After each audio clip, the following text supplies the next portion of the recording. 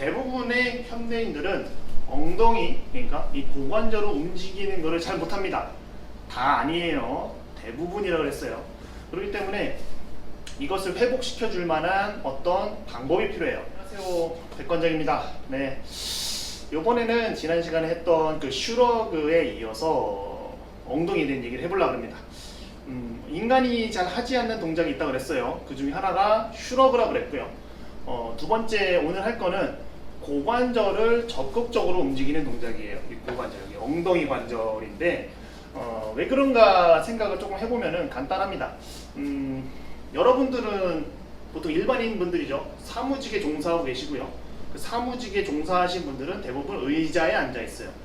좌식 생활이라고 보통 표현을 하는데 말이 좀 어렵고 그냥 그 의자에 앉아서 대부분의 시간을 보내게 됩니다. 그렇다는 건 무엇일까요? 의자에 앉아서 엉덩이, 고관절을 제대로 움직일 수 있을까요? 이거 앉아가지고 앉으면 대부분 여기 이쪽 이런 데만 움직여지지 여기는 안 움직여져요.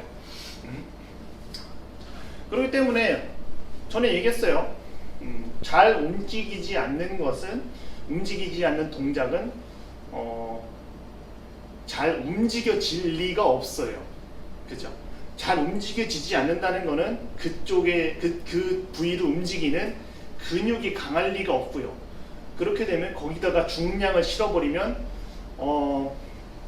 그 해당 동작, 그러니까 예를 들어 스쿼트를 하는데 엉덩이를 주로 쓰는 게 아니라 무릎을 좀 더 써서 이런 식으로 하게 될 거예요. 그죠? 그렇게 되면은 당연히 무릎이 아파질 거고요. 그러면은 무릎의 통증의 원인이 엉덩이가 될 수 있겠죠. 물론 케이스 바이 케이스입니다. 무조건 그렇다는 거 아니에요. 근데 대부분의 현대인들은 엉덩이, 그러니까 이 고관절을 움직이는 것을 잘 못합니다. 다 아니에요. 대부분이라고 그랬어요. 그렇기 때문에 이것을 회복시켜 줄 만한 어떤 방법이 필요해요. 저는 주로 두 가지 방법을 이용을 하는데 첫 번째는 움직임 연습이에요.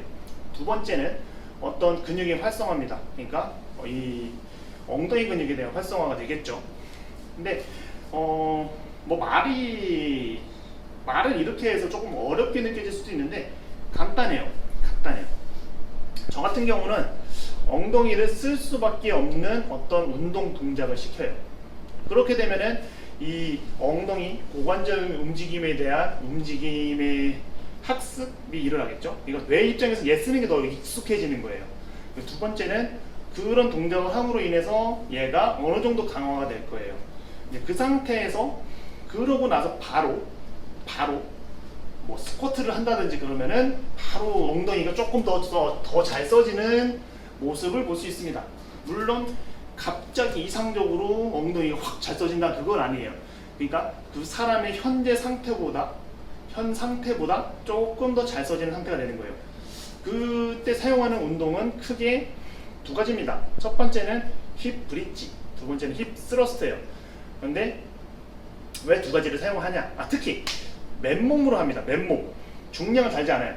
왜 그러냐? 여러분들의 엉덩이는, 여러분들의 고관절 주변 근육들은 중량을 다룰 만큼 강하지가 않다가 저의 결론이에요. 전에는 제가 중량을 얹어줬는데 지금은 중량을 얹지 않고 그냥 맨몸으로만 합니다. 그게 제일 효과적이더라고요.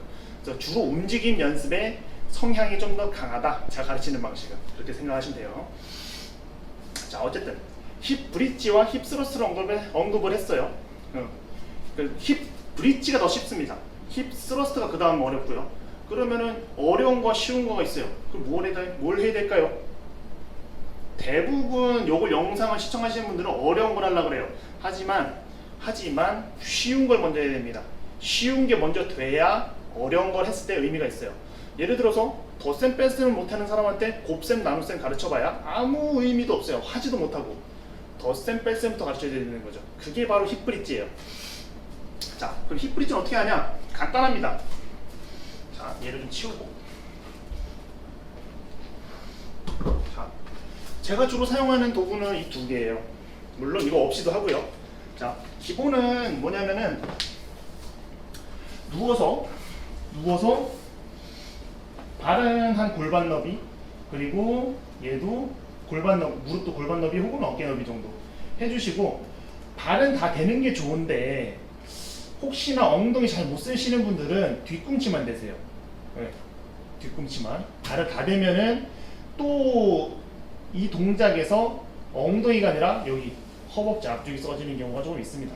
그래서 맨 처음에는 뒤꿈치만 대는 거를 추천을 드리고요. 어느 정도 익숙해지면은 발을 다 대는 걸 추천을 드려요.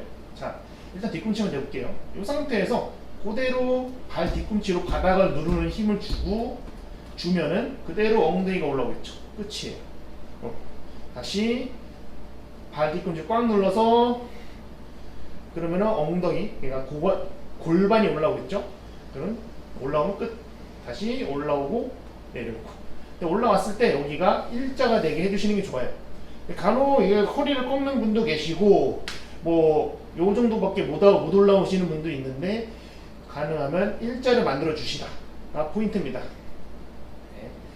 자, 그리고 만약에 조금 베리에이션, 조금 변화를 주고 싶으면은 이런 요가 블럭을 사용해 주시는 게 좋아요.